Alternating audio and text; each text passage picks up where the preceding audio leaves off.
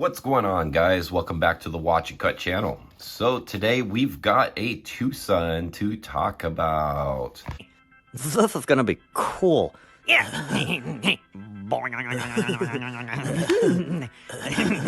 So Twosun is a made in China brand. Me Chinese, me play joke, me put pee-pee in your coke. That was pretty good, Beavis. It is I would kind of consider it a bit of a higher end type brand nowadays. They kind of started out being maybe a little bit more on the budget side, but their knives are, a few $100 now. So kind of premium designs, materials, kind of a lot of cool machining too. So I'm going to put them up in a little bit more of a kind of like higher end, affordable, premium kind of category as far as knife companies go. Twosunknives is got quite a cult following as well. They have a Facebook group. They have fans that own each and every single one of their models. If you like Twosunknives, I actually recommend to go to this old blade review, or this old sword blade review. Dave knows a lot about these, and he's reviewed this one as well as a bunch of other ones. So for more Twosun action, you can go check out his channel as well. Excuse me, I feel under the weather today. So anyways, let's talk about this guy. There is a lot of cool features on this knife. Now, right off the bat, I think this knife is more about the visual cues than it really is about anything else. And I think a lot of folding knives are like that nowadays. But this one in particular just looks a little bit wild. And I think that's kind of cool. So right off the bat, let's start off with the blade. You got about a 3.67 inch blade here with a 3.5 inch cutting edge. Overall, you're about 8 and 5/8 overall.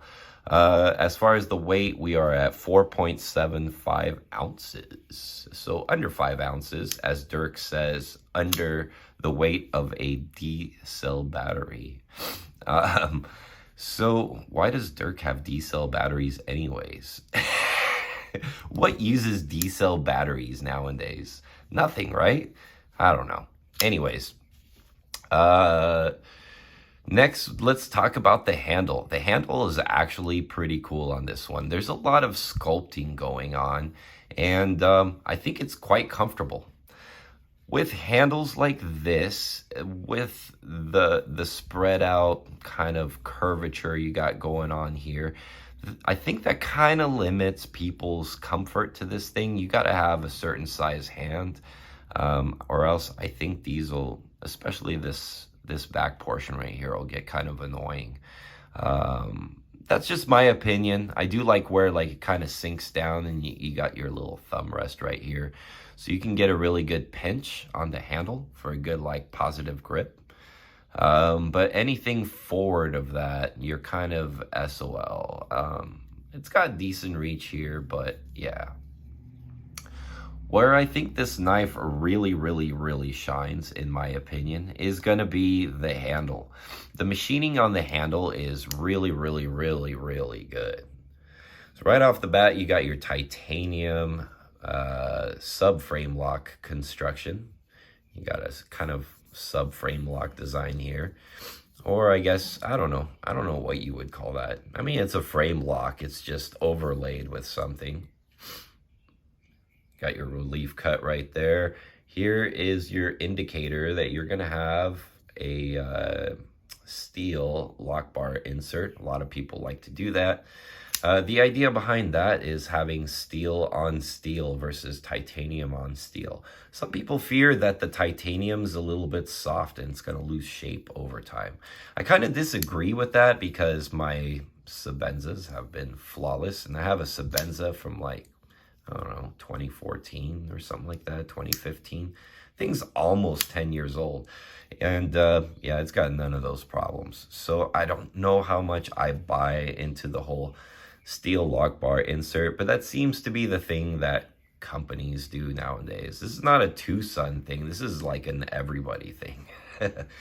I think if you have the geometry correct, you're good to go. I think when you use steel like this, it's more forgiving for bad tolerances, and I think that's why a lot of people like to use it. I think you suck. In this case, though, you could see the lockup is beautiful on this knife. Very nicely done. Another kind of cool thing, though, that would add to a steel lock bar insert is the serviceability of it. If this like wears out or somehow gets damaged, you can unscrew it and technically put another steel insert in there. Thing is, you know, reaching out to Twosun and getting another steel insert, and I don't know, like how would that work out, you know, a few years from now? Maybe while the knife is new and in production, right? But are you really going to do that, you know, so many years later? Are they going to still have the ability to fix that? So what's the point? He said. Next thing, I think that the milling on the carbon fiber is very nice. I think they used a very high-end carbon fiber. There's no voids in it.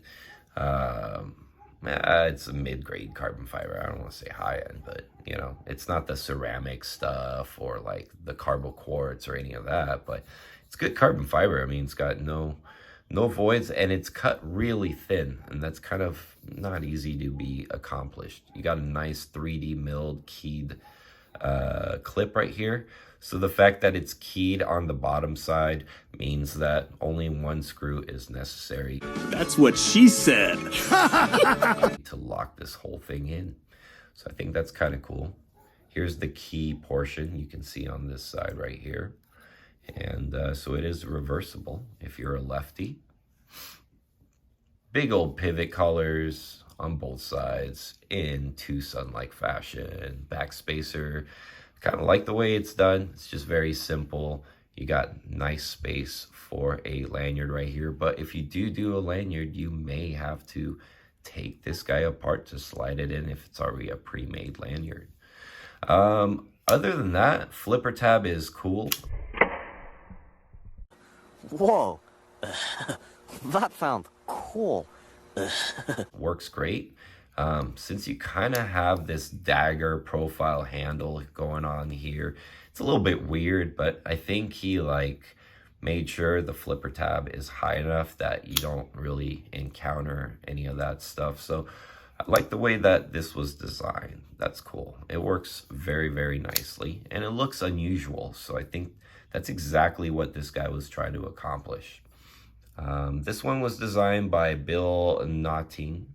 I think it's short for Nottingham or something like that.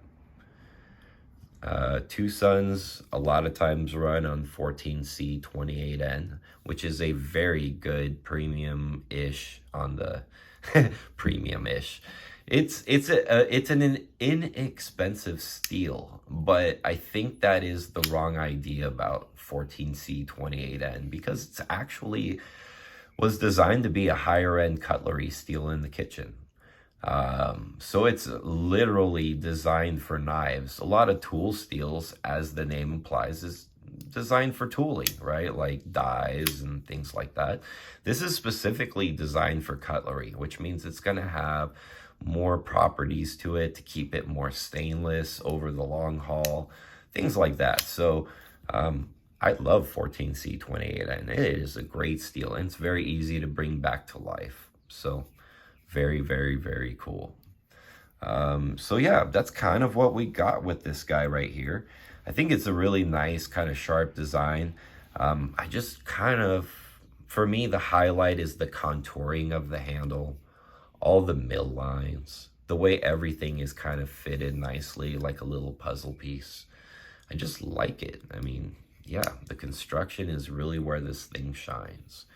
So, you know, you still got your hidden kind of stop pin design. That's kind of clever. Yeah, it's pretty cool. So this thing's got an internal stop pin. That's rad. A lot of features, guys. Here is how much this guy costs if you're going to go out and get one. Again, these guys are not very expensive, but you do pay a little bit more premium compared to like a Civivi or something of that nature. It's nowhere near in that category, you know.